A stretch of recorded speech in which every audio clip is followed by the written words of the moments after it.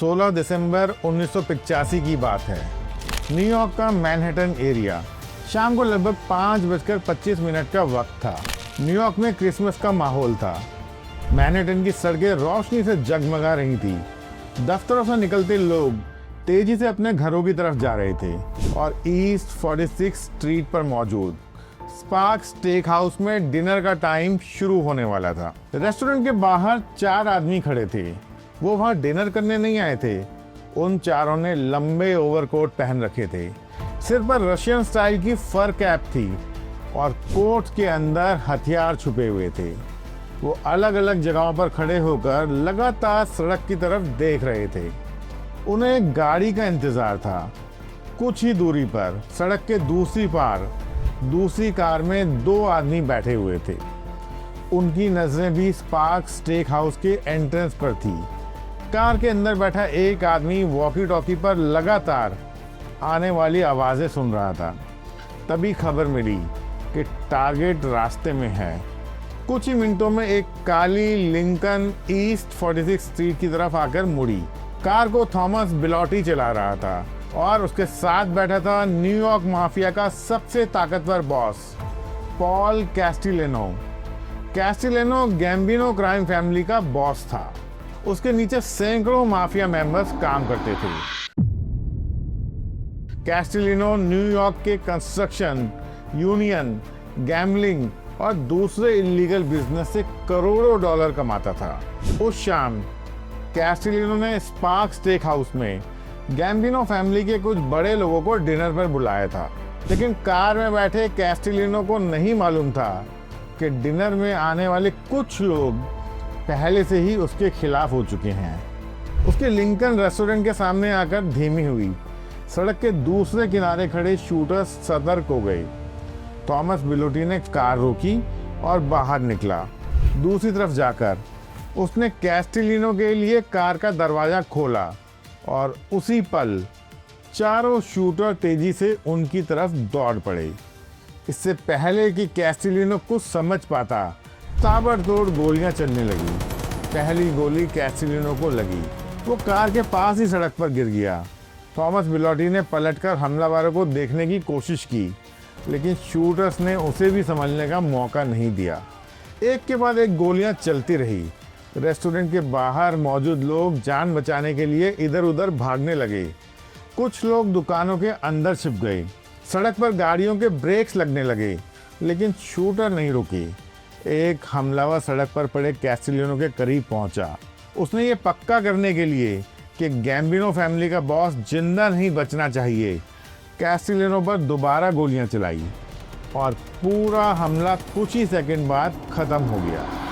Shooters तेजी से अलग अलग डायरेक्शन में भागे और पहले से तैयार गाड़ियों में बैठकर वहां से निकल गए। सड़क पर अब पॉल कैस्टिलिनो और थॉमस बिलॉटी की लाशें पड़ी थी, लेकिन इस ऑपरेशन का सबसे अहम आदमी उन चारों शूटर्स में शामिल नहीं था। वो वहां से कुछ ही दूरी पर अपनी कार के अंदर बैठा हुआ था। शूटिंग बंद होने के बाद उसने अपनी ड्राइवर को गाड़ी आगे बढ़ाने का इशारा किया। उसके ड्राइवर ने सड़क के पास से गाड़ी घुमाई और धीरे धीरे स्पार्क स्टेक हाउस की तरफ उसकी कार बढ़ने लगी। उसने सड़क पर पड़े हुए कैस्टिलिनो और बिलॉटी के पास से अपनी कार निकाली। वो अपनी आंखों से देखकर ये कंफर्म करना चाहता था कि काम पूरा हो चुका है। न्यूयॉर्क माफिया में 5 फैमिलीज का कंट्रोल था और उनका एक अनसेट रूल था। किसी भी माफिया फैमिली का कोई भी आदमी अपने बॉस को तब तक नहीं मार सकता जब तक वो बाकी की 4 फैमिली से मंजूरी न ले ले। जॉन गोटी ने आज न्यूयॉर्क माफिया का सबसे बड़ा रूल तोड़ दिया था। उसने अपनी ही क्राइम फैमिली के बॉस को दूसरी माफिया फैमिलीज की ऑफिशियल मंजूरी के बिना मरवा दिया था। अगर उसका नाम सामने आता तो न्यूयॉर्क की 5 माफिया फैमिलीज उसके खिलाफ हो सकती थी। गैम्बिनो फैमिली के अंदर उसके अपने लोग मारे जा सकते थे और अगर वो इस बगावत के बाद भी बच जाता तो FBI अपनी पूरी ताकत उसके पीछे लगा सकती थी। अगर ये सब बात थी तो फिर जॉन गोटी ने इतना बड़ा खतरा क्यों उठाया? क्या वो सिर्फ कैस्टिलिनो की कुर्सी चाहता था या कैस्टिलिनो के जिंदा रहते जॉन गोटी का खुद जिंदा रहना मुश्किल हो गया था? इस सवाल का जवाब जानने के लिए हमें कुछ साल पीछे जाना होगा। उस टाइम जब जॉन गोटी महंगे सूट्स पहनने वाला डैपर डॉन नहीं था, कानून को बार बार हराने वाला टेफ्लॉन डॉन भी नहीं था और गैम्बिनो क्राइम फैमिली का बॉस भी नहीं था। उस समय जॉन गोटी ब्रुकलिन की सड़कों पर घूमने वाला माफिया का एक स्ट्रीट सोल्जर था। जॉन गोटी का जन्म 27 अक्टूबर 1940 को न्यूयॉर्क के ब्रॉन्क्स इलाके में एक गरीब इटालियन अमेरिकन परिवार में हुआ। वो 13 भाई बहनों में 5वें नंबर पर था। उसके पिता मजदूरी करते थे, लेकिन काम उन्हें हमेशा नहीं मिलता था। परिवार बड़ा था और आमदनी कम, और इसी वजह से गोटी परिवार को बार बार अपना घर बदलना पड़ता था। आखिरकार उसका परिवार ब्रुकलिन के ईस्ट न्यूयॉर्क इलाके में जाकर बस गया। उस समय ये इलाका गरीब, बेरोजगारी और स्ट्रीट गैंग्स के लिए जाना जाता था। सड़कों पर छोटे छोटे गैंग्स थे और उन गैंग्स के पीछे माफिया के बड़े लोग खड़े थे। ये लोग जुआ, चोरी, ट्रक हाईजैकिंग और लोन शार्किंग जैसे इल्लीगल धंधे चलाते थे। जॉन गोटी ने बहुत ही कम उम्र में समझ लिया था कि उसके इलाके में इज्जत मेहनत करने वाले गरीब आदमी की नहीं है, वो एक ताकतवर आदमी को मिलती है, और वो एक ताकतवर आदमी बनना चाहता था। सिर्फ 13 साल की उम्र में गोटी ने कैरमाइन फैटिको नाम के एक लोकल गैंगस्टर के क्लब में छोटे मोटे काम करने शुरू कर दिए। बाहर से देखने में ये एक आम सोशल क्लब दिखाई देता था, लेकिन इसके अंदर गैम्बलिंग का पैसा आता था, चोरी के माल के सौदे होते थे और माफिया के लोग अपने ऑपरेशंस की प्लानिंग करते थे।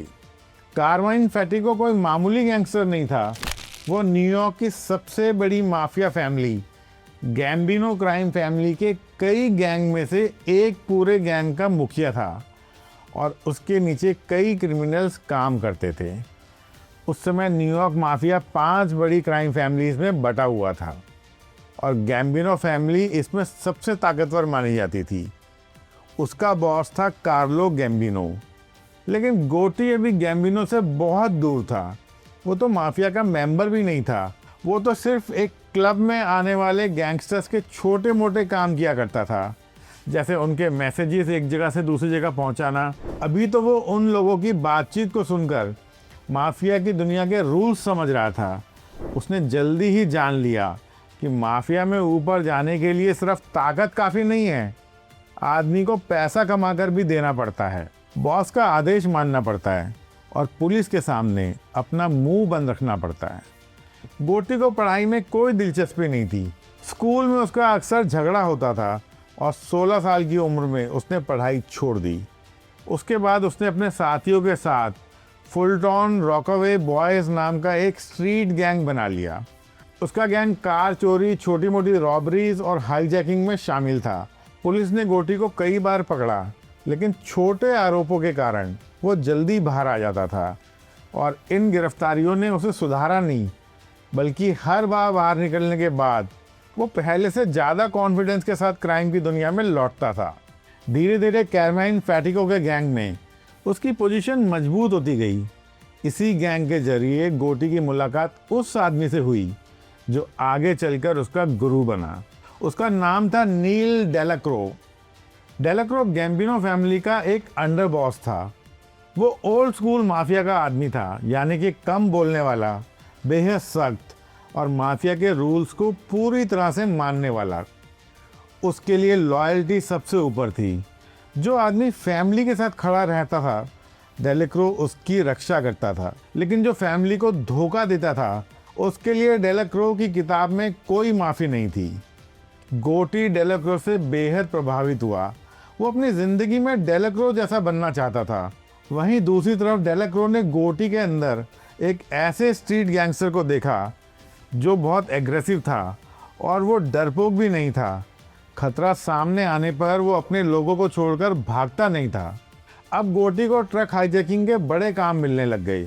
न्यूयॉर्क के JFK एयरपोर्ट के आसपास हर दिन महंगा सामान लेकर बहुत से ट्रक आते जाते थे। माफिया के लोगों को इसकी जानकारी पहले ही मिल जाती थी कि कौन सा ट्रक में क्या माल जाने वाला है और वो किस रास्ते से जाने वाला है। फिर ट्रक को रास्ते में रोककर उसका पूरा माल गायब कर लिया जाता था। गोटी ने इस हाईजैकिंग से अपने क्रू के लिए अच्छा पैसा कमाया, लेकिन पैसा बढ़ा तो पुलिस और FBI की नज़र भी उस पर पड़ गई।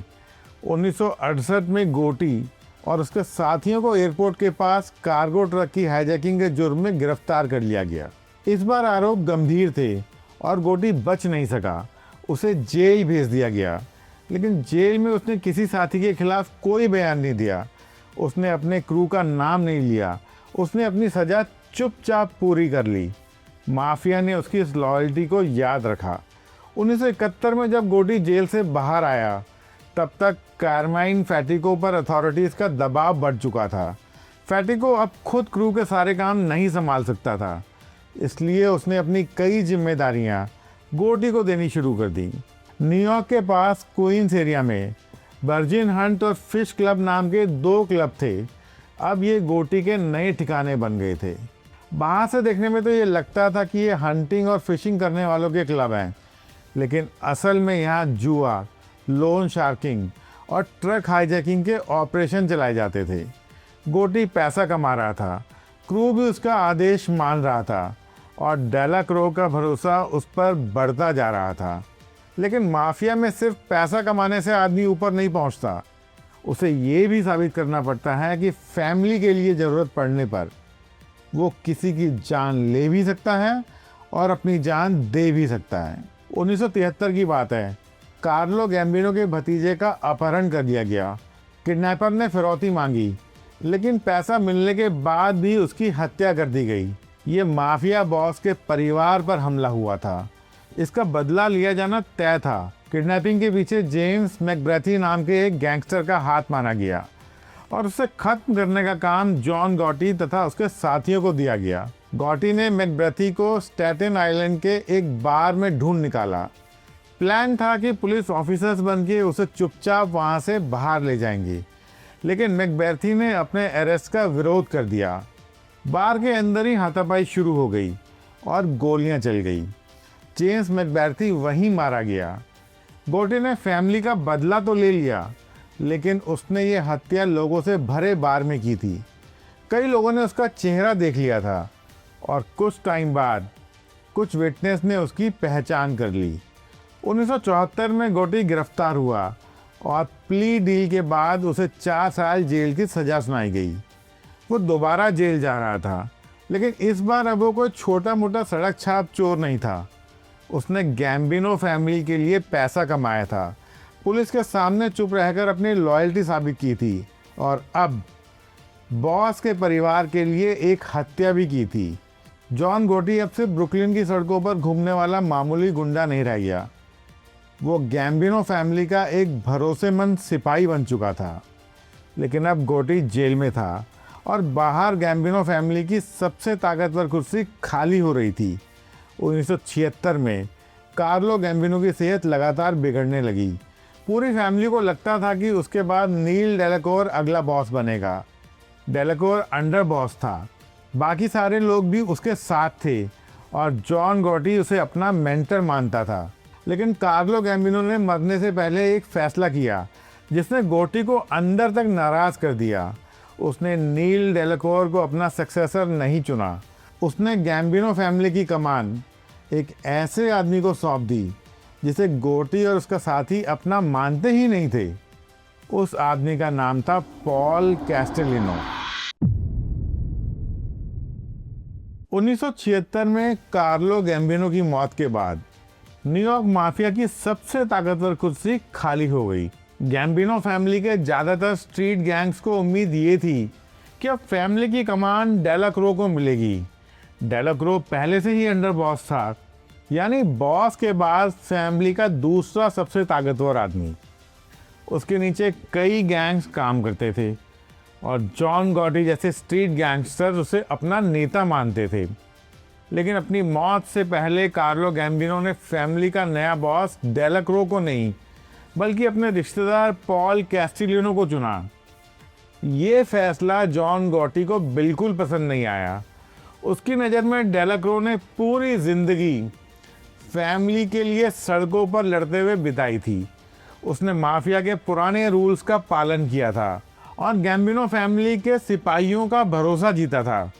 लेकिन बॉस की कुर्सी एक ऐसे आदमी को दे दी गई जो गोटी और उसके साथियों की दुनिया से बिल्कुल ही अलग था। पॉल कैस्टिलिनो सड़क पर लड़ने वाला गैंगस्टर नहीं था, वो माफिया को एक बड़े बिजनेस एम्पायर की तरह चलाना चाहता था। उसका फोकस कोई ट्रक हाईजैकिंग और छोटी मोटी चोरी पर नहीं था, बल्कि construction companies, labour union, meat business और दूसरे बड़े कारोबारों पर था। वो चाहता था कि गैम्बिनो फैमिली स्ट्रीट क्राइम से दूर रहे, कम चोर करे और बड़ी बिजनेस डील से पैसा कमाए।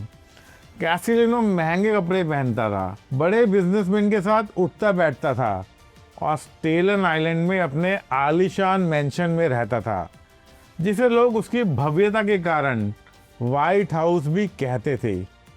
दूसरी तरफ जॉन गोटी था। गोटी की दुनिया social club, gambling, hijacking, street gangs, इन्हीं सब चीज़ों तक सीमित थी। उसे पॉल कैस्टिलिनो ऐसा बॉस लगता था जो नीचे काम करने वाले गैंगस्टर से कमाई का हिस्सा तो लेता था, लेकिन उनकी जिंदगी और उनके खतरों को वो नहीं समझता था। दोनों एक ही क्राइम फैमिली का हिस्सा थे, लेकिन दोनों के लिए माफिया का मतलब बिल्कुल अलग था। कैस्टिलिनो के लिए माफिया एक बिजनेस था, गोटी के लिए माफिया उसकी पूरी जिंदगी थी। फिर भी गोटी खुलकर कैस्टिलिनो का विरोध नहीं कर सकता था। माफिया का रूल साफ था, बॉस का फैसला आखिरी फैसला होता है। बॉस के खिलाफ बगावत करने वाले आदमी की सजा मौत भी हो सकती है। और गोटी के सामने एक दूसरी मजबूरी भी थी। उसका मेंटर नील डेलाक्रो था और वो अभी भी पॉल कैस्टिलिनो के साथ खड़ा था। कार्लो गैम्बिनो ने फैमिली को टूटने से बचाने के लिए एक समझौता किया था। कैस्टिलिनो बॉस बनेगा, लेकिन डेलाक्रो अंडर बॉस बना रहेगा और स्ट्रीट गैंग्स के बड़े हिस्से पर उसका कंट्रोल रहेगा। डेलाक्रो को गैम्बिनो का फैसला पसंद आया या नहीं, ये तो कोई नहीं कह सकता, क्योंकि उसने कभी खुलकर इसका विरोध नहीं किया। उसके लिए माफिया के रूल्स उसकी अपनी एम्बिशन से कहीं ज़्यादा जरूरी थे। और जब तक डेलाक्रो कैस्टिलिनो को बॉस मान रहा था, जॉन गोटी भी उसके खिलाफ कुछ नहीं कर सकता था। 1977 में जॉन गोटी जेम्स मैकडर्थनी की हत्या के मामले में सजा काटकर जेल से बाहर आया। बाहर आते ही डेलाक्रो ने उसे वर्जिन क्रू का मुखिया बना दिया। अब गोटी के नीचे उसका अपना खुद का गैंग था। गोटी ने तेजी से अपनी ताकत बढ़ानी शुरू कर दी। उसके गैंग में एंजिलियो रुगैरियो और जीनी गोटी जैसे उसके पुराने साथी शामिल थे। ये लोग सिर्फ उसके साथ काम नहीं करते थे, बल्कि उस पर जान से भी ज़्यादा भरोसा करते थे। गोटी अपने क्रू के लोगों के साथ बहुत अच्छे से उठता बैठता था। वो उनके परिवारों के बारे में जानता था और मुसीबत आने पर वो उनके साथ खड़ा रहता था। इसी वजह से उसके नीचे काम करने वाले गैंगस्टर्स के बीच उसकी पॉपुलैरिटी बढ़ती चली गई। लेकिन गोटी की एक कमजोरी भी थी, वो बहुत ज़्यादा जुआ खेलता था। कई बार एक ही रात में हजारों डॉलर हार जाता था। उसे महंगे कपड़े पसंद थे, लोगों के बीच अपनी मौजूदगी महसूस कराना पसंद था, और वो कार्लो गैम्बिनो की तरह खामोशी से ताकत चलाने वाला आदमी नहीं था। कैस्टिलिनो को गोटी का यही व्यवहार खतरनाक लगता था। उसकी नज़र में गोटी एग्रेसिव था, अनप्रेडिक्टेबल था और अपनी पब्लिसिटी से पूरी फैमिली के ऊपर पुलिस का ध्यान खींच सकता था। और गोटी भी कैस्टिलिनो को पसंद नहीं करता था। उसे लगता था कि बॉस अपने मेंशन में बैठकर बॉसगिरी झाड़ रहा है, जबकि उसके जैसे ग्राउंड लेवल के लोग पुलिस से गिरफ्तारी और राइवल गैंग से लड़ाई का खतरा उठाकर पैसा कमा रहे हैं। लेकिन दोनों की ये दुश्मनी अभी तक सिर्फ नाराजगी तक सीमित थी। जॉन गोटी को अभी भी कैस्टिलिनो से सीधा खतरा नहीं था। 1980 में गोटी की निजी जिंदगी में एक बड़ा हादसा हो गया। उसका 12 साल का बेटा फ्रैंक गोटी अपनी साइकिल चलाता हुआ सड़क पर आया और पड़ोस में रहने वाले जॉन फेवेरा की कार से टकराकर मर गया। पुलिस इन्वेस्टिगेशन में इसे एक्सीडेंट माना गया, लेकिन गोटी परिवार इस सदमे से बाहर नहीं निकल पाया और कुछ महीने बाद जॉन फेवेरा अचानक गायब हो गया। उसकी कार एयरपोर्ट के पास मिली, लेकिन उसका शरीर कभी नहीं मिला। उसके साथ क्या हुआ ये आधिकारिक तौर से कभी भी पता नहीं चल पाया। उस समय जॉन गोटी अपने परिवार के साथ फ्लोरिडा में था और उसने फवारा के गायब होने से किसी भी संबंध से इनकार कर दिया। इस घटना के बाद गोटी का डर और प्रभाव दोनों बढ़ गए। अब वो सिर्फ वर्जिन क्रू का मुखिया नहीं था, अब वो गैम्बिनो फैमिली के स्ट्रीट फैक्शन का उभरता हुआ चेहरा बन गया था। लेकिन पॉल कैसिलिनो अभी भी बॉस था और जब तक नील डेलाक्रो दोनों के बीच था, गोटी अपनी नाराजगी को दबाकर रख सकता था। फिर गैम्बिनो फैमिली के अंदर एक ऐसा इलीगल बिजनेस शुरू हुआ जिसे पॉल कैसिलिनो ने पूरी तरह से मना कर रखा था। वो था ड्रग ट्रैफिकिंग का बिजनेस। गोटी का भाई जेनी गोटी और उसका सबसे करीबी साथी एंजिलो रोगारियो ड्रग्स के धंधे में शामिल हो गए। गोटी इसमें खुद कितना शामिल था इस बारे में कुछ साफ नहीं कह सकते, लेकिन एक बात तो साफ थी, वो दोनों उसके क्रू का ही हिस्सा थे और इस सब की जिम्मेदारी आखिरकार गोटी के ऊपर आने ही वाली थी। सबसे बड़ी प्रॉब्लम ये थी कि एफबीआई ने एंजिलो रोबेरो के फ़ोन टैप कर रखे थे। उन टैप्स में हीरोइन बिजनेस की बातें रिकॉर्ड हो रही थी। पॉल कैसिलिनो को इन टेप्स की भनक लग चुकी थी और वो उन्हें सुनना चाहता था। उधर एफबीआई कई महीनों से एंजिलो रोजारियो की बातें रिकॉर्ड कर रही थी। उसका टेलीफोन टैप किया जा रहा था और एफबीआई ने उसके घर में माइक्रोफोन भी छुपाकर रखे हुए थे। एंजिलो को इस बात की जरा भी भनक नहीं थी। उसे लगता था कि वो अपने घर में एकदम सेफ बैठा है, इसलिए वो फ़ोन पर खुलकर हेरोइन के धंधे की बातें करता था। इन बातों में कभी कभी जेनी गोटी का नाम आता तो कभी दूसरे ड्रग डीलर्स का, और कई बार गैम्बिनो फैमिली की ऐसी बातें भी होती थी जो फैमिली के बाहर किसी को पता नहीं चलनी चाहिए थी। एंजिलो बोलता रहा और एफबीआई सुनती रही। फिर एंजिलो रोजारियो और जेनी गोटी के खिलाफ हेरोइन ट्रैफिकिंग का मामला कोर्ट में पहुंचा। अब एफबीआई जिन रिकॉर्डिंग्स को सबूत बनाना चाहती थी, उनके जरूरी हिस्से एंजिलो और जेनी के लॉयर्स को भी देने पड़े। इस तरह एफबीआई की बनाई टेप्स और उसकी लिखी हुई कॉपीज एंजिलो के वकीलों तक पहुंचने लगी। जब कैसिलिनो को इस बात का पता चला तो उसने एंजिलो से कहा कि एफबीआई की वो टेप्स मुझे भी चाहिए। कैसिलिनो जानना चाहता था कि एंजिलो ने उन रिकॉर्डिंग्स में क्या क्या बोला है। क्या उसने सिर्फ अपने हीरोइन बिजनेस की बात की थी? क्या जेनी गोटी का नाम लिया था? क्या जॉन गोटी भी इस धंधे में शामिल था? क्या उसने गैम्बिनो फैमिली के दूसरे रात भी टेलीफोन पर खोल दिए थे?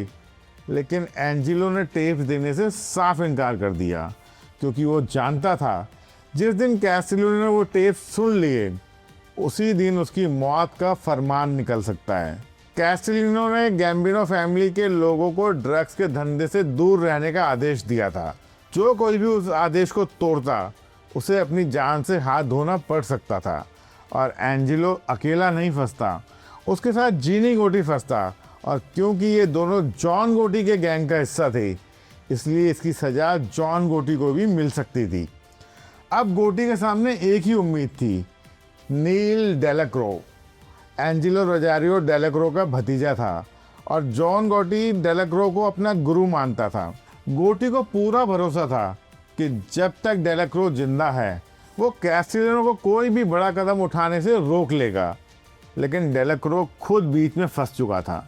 एक तरफ था उसका बॉस कैसिलिनो और दूसरी तरफ उसका भतीजा एंजिलो और उसका सबसे करीबी आदमी जॉन गोटी। डेलाक्रो कैसिलिनो को शांत करता रहा और एंजिलो को भी टेप सौंपने के लिए समझाता रहा, लेकिन एंजिलो उसके लिए तैयार नहीं हुआ, क्योंकि टेप्स देना तो अपनी मौत का सबूत खुद बॉस के हाथों में देने जैसा था। 2 दिसंबर 1985 को नील डेलाक्रो की कैंसर से मौत हो गई। उस दिन जॉन गोटी की आखिरी उम्मीद भी खत्म हो गई। उस दिन जॉन गोटी ने सिर्फ अपना गुरु ही नहीं खोया था, उसने वो आखिरी आदमी भी खो दिया था जो उसे पॉल कैसिलिनो से बचा सकता था। अब कैसिलिनो और गोटी के बीच कोई नहीं था। पॉल कैसिलिनो डेलाक्रो के अंतिम संस्कार में भी नहीं गया। हो सकता है कैसिलिनो पुलिस और कोर्ट केसेस के कारण वहां नहीं गया हो, लेकिन गोटी और डेलाक्रो के लोगों ने इसे एक अपमान की तरह देखा। उनका नेता मर गया था और फैमिली का बॉस उसे आखिरी विदाई देने तक नहीं आया। इसके बाद खबर मिली कि कैसिलिनो अपने ड्राइवर और अपने करीबी आदमी थॉमस बिलोटी को नया अंडर बॉस बनाना चाहता है, यानी डेलाक्रो की जगह अब बिलोटी लेने वाला था। और ये बात गोटी के लिए साफ संकेत था। डेलाक्रो का पूरा ग्रुप अब धीरे धीरे पावर से बाहर किया जा रहा था। ड्रग मामले के टेप्स कभी भी कैसिलिनो के हाथ लग सकते थे। एंजेलो और जेनी को मारा जा सकता था और उसके बाद अगला नंबर जॉन गोटी का हो सकता था। गोटी के सामने अब दो ही रास्ते थे। एक, वो इंतजार करे कि कैस्टिलिनो कब उसके खिलाफ फैसला सुनाए, और दूसरा, कैस्टिलिनो के फैसला सुनाने से पहले ही वो उसे खत्म कर दे। जॉन गोटी ने दूसरा रास्ता चुना। उसने फैसला कर लिया, पॉल कैस्टिलिनो को मरना होगा। लेकिन वो किसी छोटे मोटे गैंगस्टर को मारने की योजना नहीं बना रहा था। पॉल कैस्टिलिनो न्यूयॉर्क की सबसे बड़ी क्राइम फैमिली गैम्बिनो फैमिली का मुखिया था। माफिया का रूल था कि किसी भी फैमिली के बॉस को बाकी फैमिलीज की इजाज़त के बिना नहीं मारा जा सकता। अगर गोटी ने बिना मंजूरी कैस्टिलिनो को मरवा दिया तो न्यूयॉर्क की दूसरी माफिया फैमिलीज उसके खिलाफ हो सकती थी, और अगर साजिश की खबर कैस्टिलिनो तक पहुंच गई तो गोटी हमला करने से पहले ही मारा जाता। इसलिए गोटी ने सबसे पहले गैम्बिनो फैमिली के अंदर अपने साथी तलाशने शुरू किए। उसकी पहली मुलाकात फ्रैंक डेसिको से हुई। डेसिको कैस्टिलिनो के करीबी लोगों में गिना जाता था। बॉस उस पर भरोसा करता था और फैमिली के कई बड़े गैंगस्टर के बीच उसकी अच्छी पकड़ थी। लेकिन अंदर से डेसिको भी कैस्टिलिनो से खुश नहीं था। उसे लगता था कि कैस्टिलिनो अपने महल में बैठकर माफिया चला रहा है। वो ज़मीनी हकीकत से बहुत दूर हो चुका था और अपने पुराने लोगों को एक एक करके किनारे कर रहा था। डेसिको ने गोटी का साथ देने का फैसला कर लिया। ये गोटी की पहली बड़ी जीत थी। कैस्टिलिनो के अपने खेमे का एक ताकतवर आदमी अब उसके खिलाफ हो चुका था। इसके बाद डेसिको ने सैल्वाटोर ग्रेगोनो से बात की, जिसको सैमी द बुल भी कहा जाता था। सैमी गैम्बिनो फैमिली का एक खतरनाक और सम्मानित गैंगस्टर था। वो बहुत ज़्यादा नहीं बोलता था, लेकिन जब भी किसी काम को करने के लिए हाँ कर देता तो फिर कभी पीछे नहीं हटता था। गोटी ने सैमी के सामने पूरा खतरा विस्तार से रखा। उसे समझाया कि कैस्टिलिनो डेलाकोर के लोगों को फैमिली से बाहर कर रहा है। FBI के ड्रग टेप्स किसी भी दिन कई लोगों की मौत का कारण बन सकती थी, और अगर कैस्टिलिनो को अभी नहीं रोका गया तो कुछ टाइम बाद उसे रोकने वाला कोई नहीं बचेगा। सैमी ने गोटी का साथ देने का फैसला कर लिया। अब गोटी अकेला नहीं था। फ्रैंक डेसिको उसके साथ था, सैमी ग्रेगोनो उसके साथ था, एंजेलो रोजारियो उसके साथ था, और गैम्बिनो फैमिली के ऐसे कई लोग जो खुलकर तो सामने नहीं आ सकते थे, लेकिन सब कैस्टिलिनो को हटते हुए देखना चाहते थे। वो सब लोग भी गोटी के साथ थे। फिर भी एक बड़ा खतरा बाकी था, और वो था न्यूयॉर्क की बाकी माफिया फैमिलीज। गोटी सभी बॉसेस के सामने जाकर कैस्टिलिनो की हत्या की इजाज़त नहीं मांग सकता था, और अगर किसी आदमी ने भी कैस्टिलिनो को ये खबर कर दी होती तो पूरी साजिश ही खत्म हो जाती और गोटी का जीना मुश्किल हो जाता। इसलिए गोटी के लोगों ने दूसरी फैमिली से कुछ ताकतवर गैंगस्टर से चुपचाप संपर्क किया। उन्हें बताया गया कि गैम्बिनो फैमिली के अंदर बदलाव होने वाला है। गोटी को सभी बॉसेस की खुली मंजूरी नहीं मिली, लेकिन उसे इतना अंदाज़ा ज़रूर हो गया कि कैस्टिलिनो के मरने के बाद पूरा न्यूयॉर्क माफिया एक साथ उसके खिलाफ खड़ा नहीं होगा। अब सिर्फ एक सवाल बचा था, कैस्टिलिनो को कहाँ मारा जाए। कैस्टिलिनो अपना ज़्यादातर समय स्टेटन आइलैंड में अपने बड़े मैंशन में बिताता था। वहाँ गार्ड थे, टाइट सिक्योरिटी थी, और हमला करना बहुत मुश्किल था। गोटी को एक ऐसी जगह चाहिए थी जहाँ कैस्टिलिनो खुद से आए और अपने साथ बहुत ज़्यादा आदमी भी न लाए, जहाँ उसके शूटर हमला करने के बाद भीड़ में गायब हो सकें। काफ़ी सोचने के बाद फ्रैंक डेसिको ने एक डिनर मीटिंग का बहाना बनाया। उसने कैस्टिलिनो को बताया कि गैम्बिनो फैमिली के कुछ बड़े लोग उससे मैनहट्टन के स्पार्क स्टेक हाउस में मिलना चाहते हैं। कैस्टिलिनो मीटिंग के लिए तैयार हो गया। तारीख तय हुई 16 दिसंबर 1985। अब गोटी ने किलर्स की टीम तैयार की। 4 शूटर रेस्टोरेंट के एंट्रेंस के बाहर खड़े होने वाले थे। कुछ दूसरे गनमैन भी आसपास बैकअप में रखे जाने वाले थे। शूटर्स को लंबे कोट और रशियन स्टाइल की फर कैप पहनने को कहा गया ताकि वो भीड़ के बीच में एक दूसरे को पहचान सकें। गोटी और सैमी ग्रेवेनो ने फैसला किया कि वो कुछ दूरी पर कार में बैठकर पूरा ऑपरेशन देखेंगे। अगर कैसिलिनो का रास्ता बदलता या उसके साथ बहुत ज़्यादा गार्ड होते या आसपास पुलिस दिखाई देती तो ऑपरेशन को रोक दिया जाता, लेकिन अगर कैसिलिनो तय समय पर स्पार्क स्टेक हाउस पहुँचता तो वो वहाँ से जिंदा वापस नहीं जाता। 16 दिसंबर 1985 उस शाम 4 शूटर्स अपनी तय जगह पर पहुँच गए। बैकअप टीम भी आसपास ही तैयार थी। गोटी और सैमी ग्रेवेनो कुछ दूरी पर कार में बैठे हुए थे। फिर वॉकी टॉकी पर आवाज आई, कैसिलिनो की कार दिखाई दे गई है। एक काली Lincoln car Spark steak house की तरफ बढ़ी। थॉमस बिलोटी उस कार को चला रहा था। पॉल कैसिलिनो उसके साथ बैठा था। कार रेस्टोरेंट के सामने रुकी। बिलोटी बाहर निकला। कैसिलिनो ने अपनी तरफ का दरवाज़ा खोला और अगले ही पल चारों शूटर्स उसकी तरफ दौड़ पड़े। गोलियां चली। कैसिलिनो कार के पास ही गिर गया। बिलोटी ने पलटकर देखने की कोशिश की, लेकिन उसे भी कई गोलियां लग गई। कुछ ही सेकंड में हमला खत्म हो गया और शूटर्स वहां से निकल गए। इसके बाद गोटी की कार धीरे धीरे आगे बढ़ी।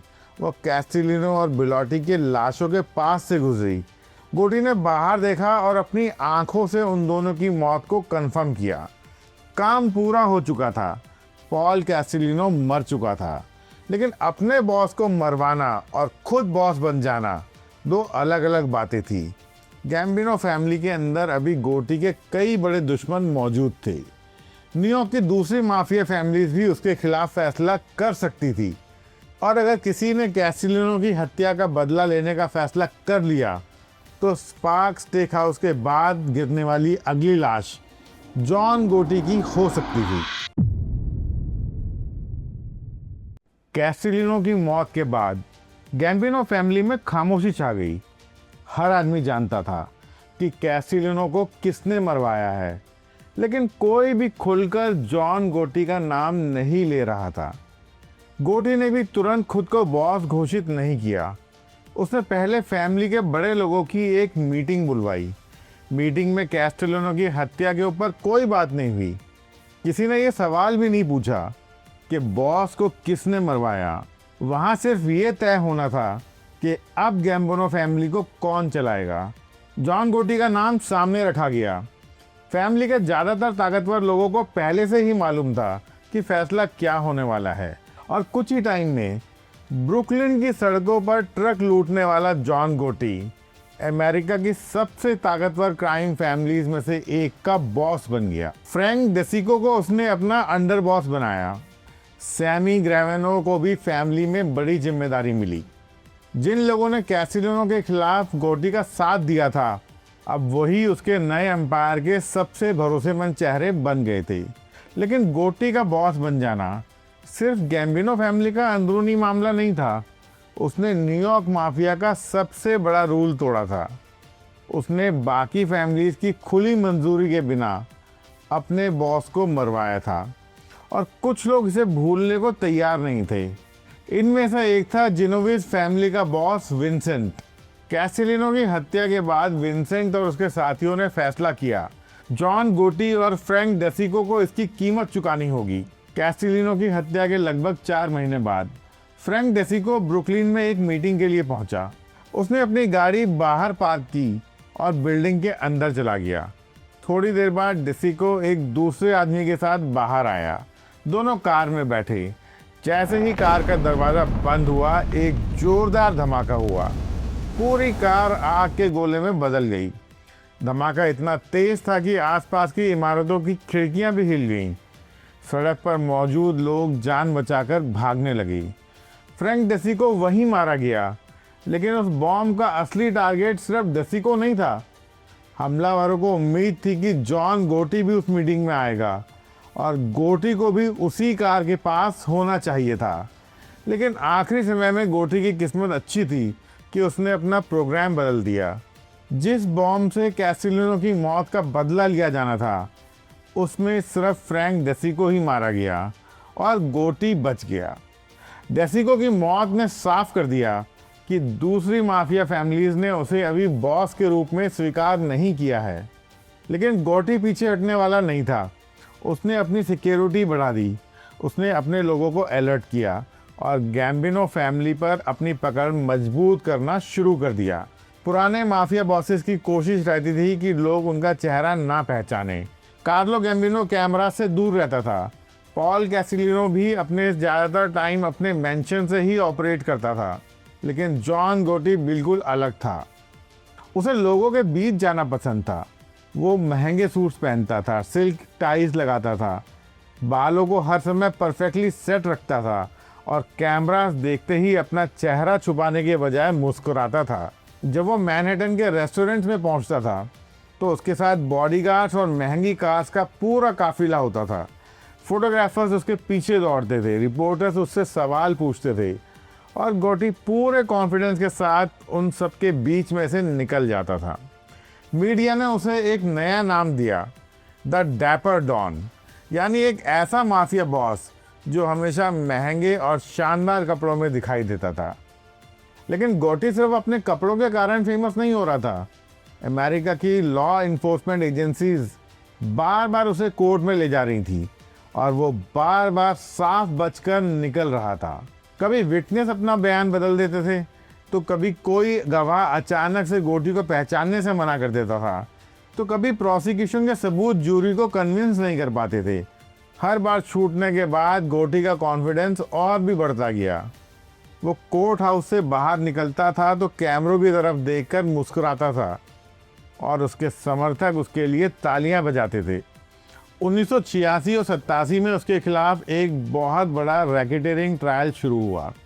गोटी पर murder, truck hijacking, gambling, loan sharking ऐसे कई गंभीर आरोप लगाए गए। प्रोसिक्यूटर्स को भरोसा था कि इस बार गोटी नहीं बचेगा। लेकिन 13 मार्च 1987 को ज्यूरी ने जॉन गोटी और उसके साथियों को सभी आरोपों से बरी कर दिया। कोर्ट के बाहर उसके सपोर्टरों ने जश्न मनाना शुरू कर दिया। गोटी एक बार फिर कानून को हराकर बाहर आ गया था। बाद में पता चला कि उस ट्रायल में एक ज्यूरर ने गोटी को बचाने के लिए रिश्वत ली थी और बाकी ज्यूरर्स पर भी एक्विटल के लिए दबाव बनाया था। लेकिन उस समय अमेरिका को सिर्फ इतना दिखाई दे रहा था कि सरकार जॉन गोटी पर आरोप लगाती है, केस कोर्ट में जाता है और गोटी हर बार साफ बच के निकल जाता है। जैसे किसी बर्तन पर रखी हुई टेफ्लॉन की परत पर कुछ चिपकता नहीं है, वैसे ही जॉन गोटी पर कोई आरोप नहीं चिपक रहा था। इसलिए मीडिया ने उसे दूसरा नाम भी दिया, द टेफ्लॉन डॉन। अब गोटी सिर्फ माफिया बॉस नहीं था, वो अमेरिका का सेलिब्रिटी गैंगस्टर बन चुका था। उसके सूट्स पर अखबारों में खबर छपती, उसके रेस्टोरेंट्स के बाहर भीड़ जमा होती, लोग उसकी कार देखने के लिए रास्ते में रुक जाते। उसके हॉवर्ड बीच इलाके में कई लोग उसे क्रिमिनल नहीं बल्कि अपना लोकल हीरो मानते थे। हर बार 4 जुलाई के आसपास उसके क्लब की तरफ से आसपास के इलाकों के लिए एक बड़ी पार्टी दी जाती, फ्री खाना बंटता, आतिशबाजी होती और गोटी लोगों के बीच दिखाई देता। वो जानता था कि उसकी पब्लिसिटी से बाकी माफिया बॉसेस परेशान हैं। वो ये भी जानता था कि FBI की नज़र हर समय उस पर है, लेकिन उसे फ़र्क नहीं पड़ता था। जॉन गोटी को लगने लगा था कि वो सच में कानून से ज़्यादा ताकतवर बन चुका है। लेकिन उसकी इस शोबाजी का एक दूसरा असर भी हो रहा था। जितनी ज़्यादा पब्लिसिटी गोटी को मिल रही थी, उतनी ही ज़्यादा बेइज्जती FBI महसूस कर रही थी। अब FBI के लिए उसे पकड़ना एक क्रिमिनल केस नहीं रह गया था, ये अब FBI की रेपुटेशन की बात हो गई थी। एजेंट समझ चुके थे कि विटनेस और बाहर से मिलने वाले सबूतों के भरोसे गोटी को सजा दिलाना मुश्किल है। अगर टेफ्लॉन डॉन को पकड़ना है तो उन्हें उसके लिए उसकी अपनी आवाज़ चाहिए। FBI ने एक प्लान बनाया। उन्हें गोटी को उस समय सुनना था जब आसपास कोई रिपोर्टर नहीं हो, कोई कैमरा नहीं हो, जब वो अपने लोगों के बीच बैठकर मर्डर, पैसा और माफिया बिजनेस की असली बातें कर रहा हो। जॉन गोटी को लगता था कि दुनिया उसकी हर चाल देख रही है, लेकिन उसे नहीं मालूम था कि FBI अब उसे सिर्फ देख ही नहीं रही है, वो उसे सुनने की तैयारी भी कर रही है। जॉन गोटी अब अपनी ताकत के सबसे ऊंचे मुकाम पर था। गैम्बिनो फैमिली उसके कंट्रोल में थी, मीडिया उसके पीछे पीछे भागती थी और कोर्ट में एक के बाद एक केस हारने के बाद एफबीआई की रेपुटेशन लगातार खराब हो रही थी। लेकिन एफबीआई ने गोटी का पीछा नहीं छोड़ा। एजेंट समझ चुके थे कि बाहर से मिलने वाले सबूतों के सहारे उसे सजा दिलाना मुश्किल है। विटनेस उससे डरते थे। कुछ गवाह अचानक अपना बयान बदल लेते थे। कुछ लोगों की याददाश्त कोर्ट में पहुंचते ही कमज़ोर पड़ जाती थी और ज्यूरी को भी खरीदा या डराया जा सकता था। अगर जॉन गोटी को पकड़ना था तो एफबीआई को उसकी अपनी आवाज़ में कन्फेशन चाहिए था। एफबीआई को चाहिए थी ऐसी रिकॉर्डिंग जिसमें गोटी खुद माफिया बिजनेस, पैसा और मर्डर्स की बातें कर रहा हो। लेकिन ये आसान नहीं था। गोटी जानता था कि एफबीआई उसे सुनने की कोशिश कर रही है। उसने मैनहट्टन के लिटिल इटली इलाके में मौजूद रेवेनाइट सोशल क्लब को अपना नया हेडक्वार्टर बना लिया। हर दिन गैम्बिनो फैमिली के लोग यहाँ आते थे। सड़क के बाहर महंगी गाड़ियाँ खड़ी होती थी। क्लब के आसपास गोटी के आदमी नज़र रखते थे और दूसरी तरफ एफबीआई एजेंट्स कैमरा और दूरबीन के साथ हर आने जाने वाले आदमी की तस्वीरें लेते थे। रेवेनाइट सोशल क्लब के बाहर लगभग हर दिन एक ही सीन चलता था। एक तरफ जॉन गोटी और उसके गैंगस्टर्स और दूसरी तरफ एफबीआई। दोनों एक दूसरे को देख रहे होते थे। दोनों जानते थे कि सामने वाला क्या चाहता है। एफबीआई ने क्लब के अंदर सुनने वाले डिवाइसेस लगाए, लेकिन गोटी को शक था कि क्लब में उसकी बातें रिकॉर्ड हो सकती हैं। इसलिए वो सेंसिटिव मामलों पर वहाँ खुलकर बात नहीं करता था। जब किसी मर्डर, किसी बड़ी रकम या फैमिली के अंदरूनी झगड़े पर चर्चा करनी होती थी तो गोटी अपने करीबी लोगों को क्लब से बाहर ले जाता। कभी वो बिल्डिंग के पीछे मौजूद हॉलवे में बात करता तो कभी क्लब के ऊपर बने एक अपार्टमेंट में चला जाता। यह अपार्टमेंट एक बुजुर्ग महिला का था जिसका गैम्बिनो फैमिली से पुराना संबंध था। गोटी को पूरा भरोसा था कि एफबीआई ने अगर क्लब को बग भी किया है तो इस अपार्टमेंट के अंदर उसकी आवाज़ रिकॉर्ड नहीं हो सकती। यहाँ वो खुलकर बोलता था, यहाँ से वो खुलकर ऑर्डर देता था और यहीं वो अपने लोगों के बारे में वो सब बातें भी कहता था जो वो उनके सामने नहीं कहता था। लेकिन एफबीआई लगातार उसकी आदतों पर नज़र रख रही थी। एजेंट्स ने देखा जब भी कोई इम्पोर्टेंट मीटिंग होती है तो गोटी कुछ लोगों के साथ क्लब से बाहर निकलकर उसी अपार्टमेंट में चला जाता है। अब एफबीआई का अगला टारगेट रेवेनाइट क्लब नहीं था, वो अपार्टमेंट था। एजेंट्स ने कोर्ट से मंजूरी ली और मौका मिलते ही अपार्टमेंट के अंदर माइक्रोफोन छुपा दिए। गोटी को उसकी भनक तक नहीं लगी। कुछ टाइम बाद वो अपने करीबी लोगों के साथ फिर उसी अपार्टमेंट में पहुंचा। दरवाज़ा बंद हुआ, बाहर का शोर कम हो गया। गोटी ने चारों तरफ देखा और फिर सोचा एफबीआई यहाँ की बात नहीं सुन सकती, तो उसने बोलना शुरू किया। लेकिन उसका हर शब्द इस बार रिकॉर्ड हो रहा था। दूसरी तरफ हेडफोन लगाए एफबीआई के एजेंट उसकी आवाज़ सुन रहे थे।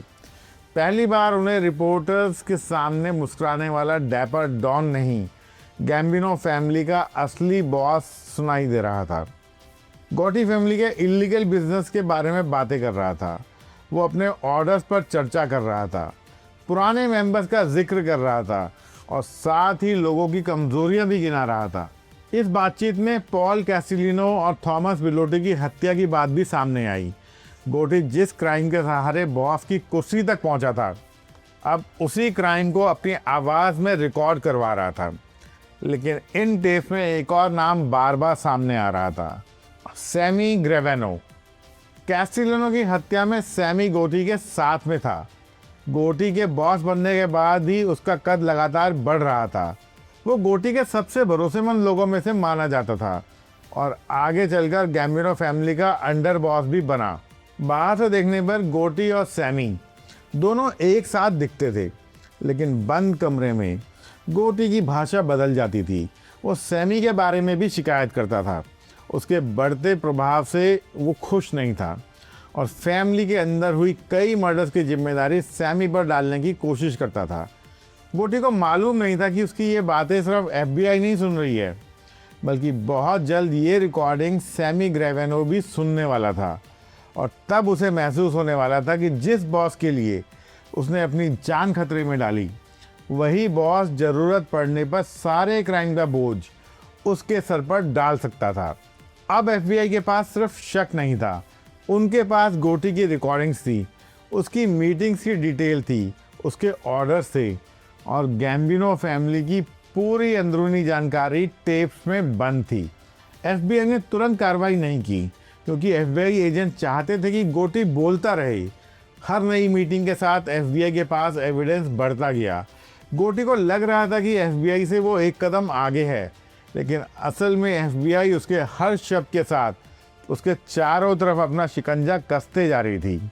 11 दिसंबर 1990 की शाम रेविनाइट सोशल क्लब में रोज की तरह गैम्बिनो फैमिली के बड़े लोग जमा थे। जॉन गोटी अंदर मौजूद था, उसके साथ सैमी ग्रेवेनो भी वहां था। क्लब के अंदर अचानक एफबीआई एजेंट्स और न्यूयॉर्क पुलिस के ऑफिसर्स दिखाई देने लगे। इस बार वो फोटोग्राफ लेने नहीं आए थे, उन्होंने क्लब को चारों तरफ से घेर लिया। उसके बाद एजेंट्स अंदर दाखिल हुए और उन्होंने जॉन गोटी को गिरफ्तार कर लिया। उसके साथ सैमी ग्रेवेनो को भी हिरासत में ले लिया गया। गोटी पर मर्डर, रैकेटरिंग, एक्सटॉर्शन, जूरी टेम्परिंग और कई दूसरे गंभीर आरोप लगाए गए। इसमें पॉल कैस्टिलिनो और थॉमस बिलोटी की हत्या भी शामिल थी। लेकिन गोटी अब भी शांत था। एफबीआई उसे पहले भी गिरफ्तार कर चुकी थी, प्रोसिक्यूटर पहले भी कई बड़े आरोप लगा चुके थे और वो हर बार कोर्ट से बाहर निकल आता था। उसे भरोसा था कि इस बार भी वही होगा। विटनेस चुप हो जाएंगे, वकील एविडेंस तोड़ देंगे और टेफ्लॉन डॉन पर कोई आरोप नहीं चिपकेगा। लेकिन इस बार एफबीआई के पास सिर्फ बाहर के विटनेस नहीं थे, उनके पास गोटी की खुद की अपनी आवाज़ थी। फिर भी प्रोसिक्यूटर को एक ऐसे आदमी की ज़रूरत थी जो कोर्ट में खड़ा होकर टेप में हो रही बातों को और डिटेल में समझा सके। एक ऐसा आदमी जो गैम्बिनो फैमिली का हर राज जानता हो, जो कैस्टिलिनो की हत्या के समय गोटी के साथ कार में ही बैठा हो और जो गोटी की आंखों में आंखें देखकर कह सके यही माफिया का बॉस है, यही ऑर्डर देता था और मैं इसके हर क्राइम का गवाह हूँ। और ऐसा आदमी था सैमी द बुल ग्रेवेनो। लेकिन सैमी अभी तक गोटी का सबसे भरोसेमंद अंडर बॉस था। उसे अपने ही बॉस के खिलाफ खड़ा करना एफबीआई के लिए अगली और सबसे बड़ी चुनौती थी। जॉन गोटी और सैमी ग्रेवेनो को एक साथ गिरफ्तार किया गया था। दोनों पर मर्डर, रैकेटरिंग और गैम्बिनो फैमिली के दूसरे क्राइम से जुड़े गंभीर आरोप थे। लेकिन इस बार एक बहुत बड़ा फर्क था। कोर्ट ने गोटी और सैमी को बेल देने से मना कर दिया। दोनों को जेल भेज दिया गया। अब गोटी अपने सोशल क्लब में बैठकर विटनेस तक नहीं पहुंच सकता था और उनको डरा नहीं सकता था। वो जूरी के लोगों पर भी नज़र नहीं रख सकता था और बाहर मौजूद अपने गैंगस्टर्स को सीधे ऑर्डर भी नहीं दे सकता था। एफबीआई ने पहली बार उसे उसके पूरे नेटवर्क से अलग कर दिया। फिर गोटी को एक दूसरा झटका लगा। उसका सबसे भरोसेमंद लॉयर ब्रूस कटलर इस केस में उसका बचाव नहीं कर सकता था। एफबीआई रिकॉर्डिंग्स में कटलर का नाम और उसकी मौजूदगी कई माफिया डिस्कशंस और मीटिंग्स से उसको जोड़ रही थी, जिनका इस्तेमाल प्रोसिक्यूशन एविडेंस के तौर पर करना चाहती थी। तो कोर्ट ने माना कि कटलर अब गोटी का सिर्फ लॉयर ही नहीं रह गया था, वो इस केस का गवाह भी हो सकता था। इसलिए उसे गोटी के बचाव से हटा दिया गया। गोटी का वो लॉयर जिसने उसे कई बार कोर्ट से बाहर निकाला था, अब उसका केस लड़ने के लिए उसके साथ नहीं था। फिर भी गोटी को अपने बचने का भरोसा था। उसकी स्ट्रैटेजी साफ थी। वो खुद चुप रहेगा, सैमी ग्रेवेनो भी चुप रहेगा और दोनों मिलकर प्रोसिक्यूशन के केस को झूठा साबित करेंगे। गोटी माफिया के उसूलों का पक्का था। वो इस बात को मानता था कि पुलिस के सामने कभी भी अपने साथियों के खिलाफ मुंह मत खोलो। क्राइम किया हो, जेल जाना पड़े, पूरी जिंदगी खत्म हो जाए, फिर भी अपने गैंग के खिलाफ गवाही मत दो। गोटी को भरोसा था कि सैमी भी इस रूल को कभी नहीं तोड़ेगा। आखिर सैमी ने उसके साथ मिलकर कैस्टिलिनो की हत्या की साजिश रची थी। उसने गोटी को बॉस बनाने में मदद की थी और गोटी ने उसे गैम्बिनो फैमिली का अंडर बॉस बनाया था। अगर दोनों चुप रहते तो प्रोसिक्यूशन को हर मर्डर की पूरी कहानी साबित करना मुश्किल हो सकता था। लेकिन एफबीआई ने गोटी और सैमी को एक ही टीम की तरह नहीं देखा।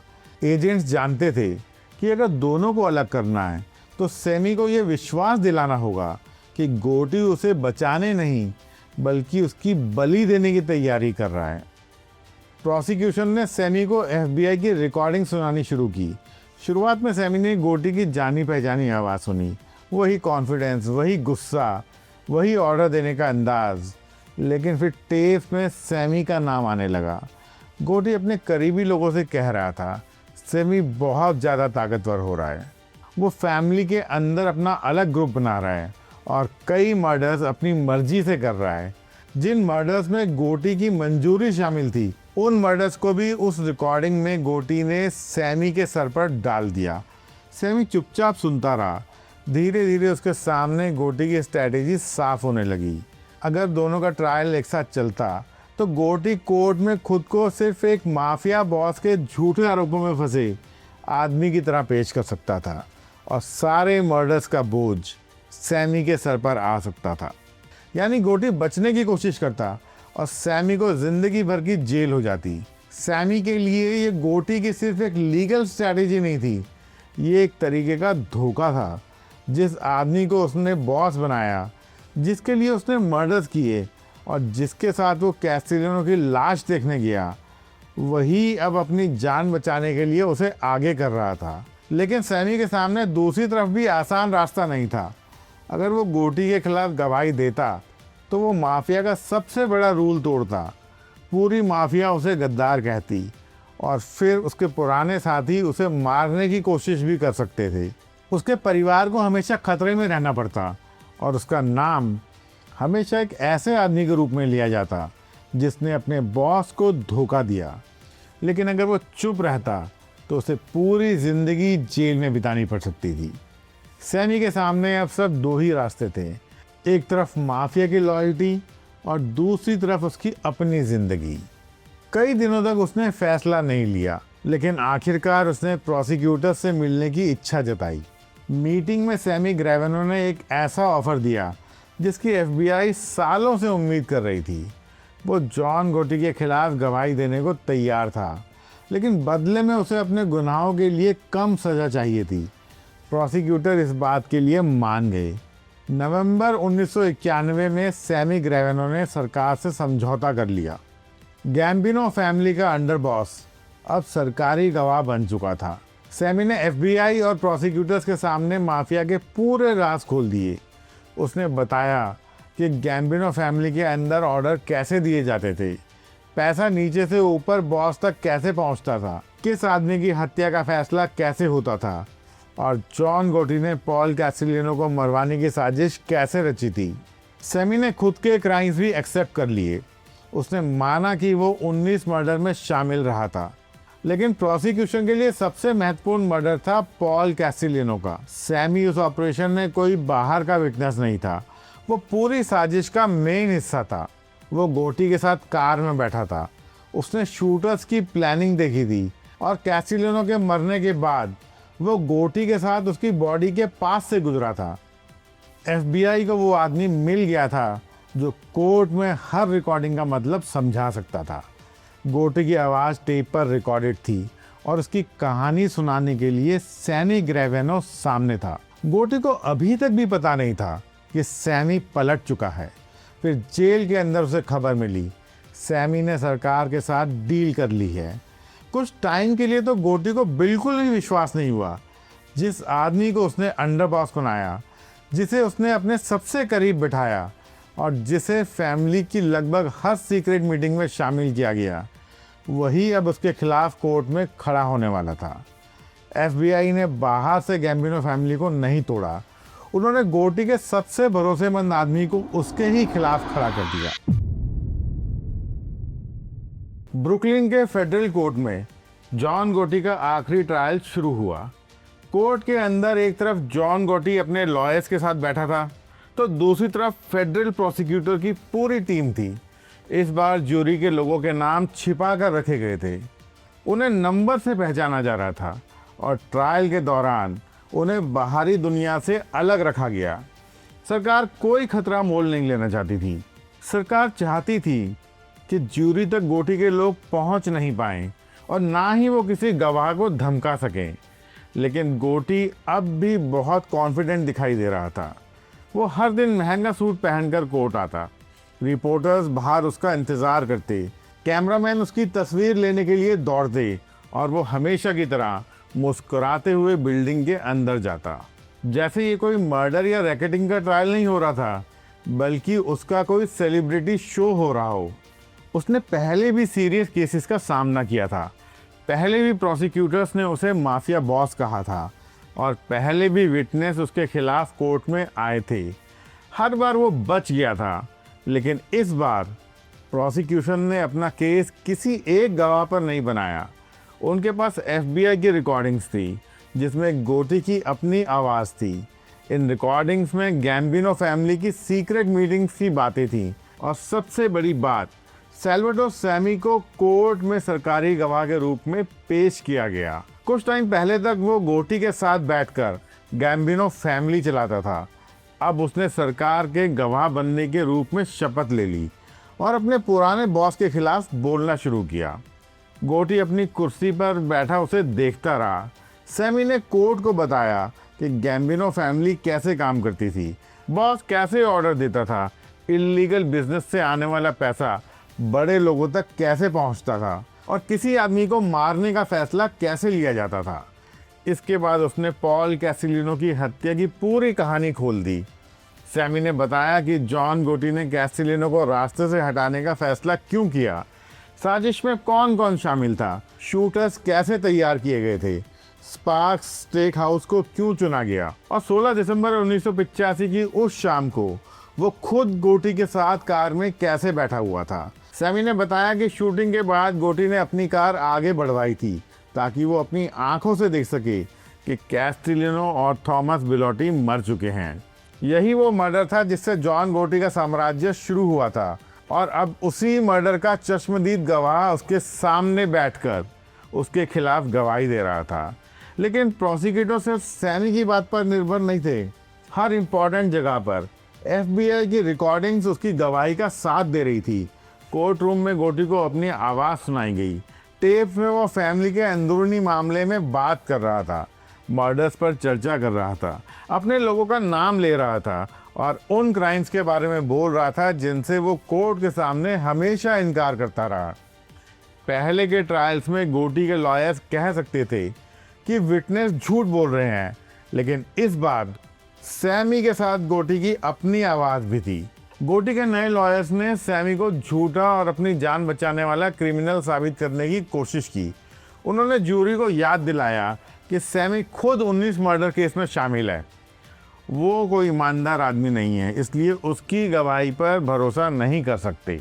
ये बात तो सच थी, सैमी कोई मासूम गवाह तो नहीं था, वो एक खतरनाक माफिया किलर था जिसने अपनी ज़िंदगी बचाने के लिए सरकार के साथ डील की थी।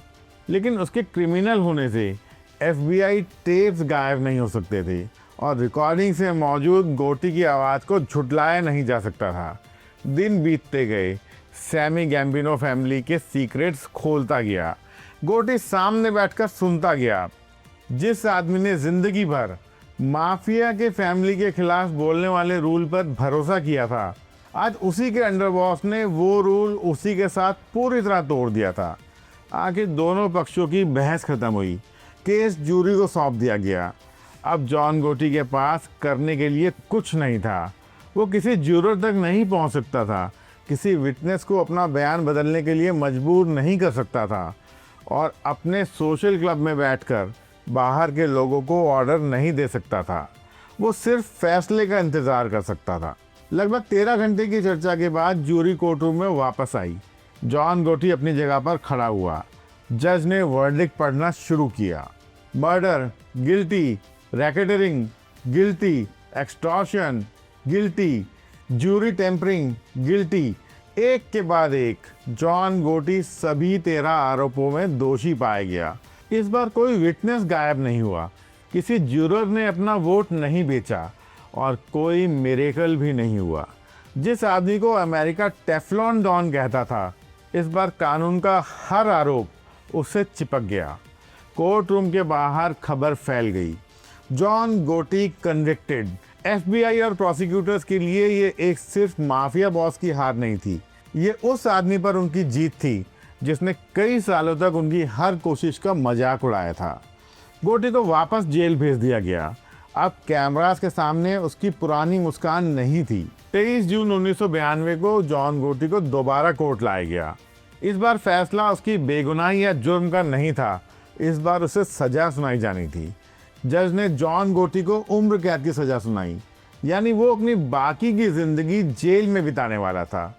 जिस आदमी ने गैम्बिनो फैमिली की सबसे बड़ी कुर्सी हासिल करने के लिए अपने बॉस की हत्या करवाई, अब वो ऐसे सेल में बंद होने जा रहा था जहां से उसके बाहर आने की कोई उम्मीद नहीं थी। लेकिन जॉन गोटी की सजा के साथ गैम्बिनो फैमिली की कहानी खत्म नहीं हुई। जेल जाने के बाद भी उसने अपनी कुर्सी छोड़ने से इनकार कर दिया। उसने बाहर मौजूद अपने परिवार और गैंगस्टर के जरिए गैम्बिनो फैमिली को कंट्रोल करने की कोशिश की, लेकिन बाहर की दुनिया बदल रही थी। जॉन गोटी को अमेरिका की सबसे सख्त फेडरल जेल में से एक मैरियन, इलिनॉइस भेज दिया गया। एक टाइम उसके आसपास bodyguard, expensive car, gangster, reporters की भीड़ लगी रहती थी। अब उसकी दुनिया एक छोटे से जेल के कमरे तक सिमट गई थी। उसे दिन के लगभग 23 घंटे अपने सेल में अकेले रखे जाता था। बाहर निकलने और दूसरे कैदियों से मिलने और अपने लोगों तक मैसेज पहुंचाने के मौके उसके पास अब बहुत कम थे। लेकिन गोटी ने गैम्बिनो फैमिली के बॉस की कुर्सी नहीं छोड़ी। वो जेल से ही फैमिली पर अपना कंट्रोल बनाए रखना चाहता था।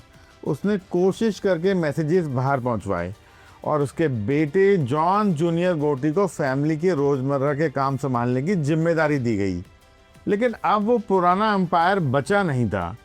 एफबीआई लगातार गैम्बिनो फैमिली के लोगों को गिरफ्तार कर रही थी। कई गैंगस्टर्स लंबी सजाओं से बचने के लिए सरकारी गवाह बनने लगे।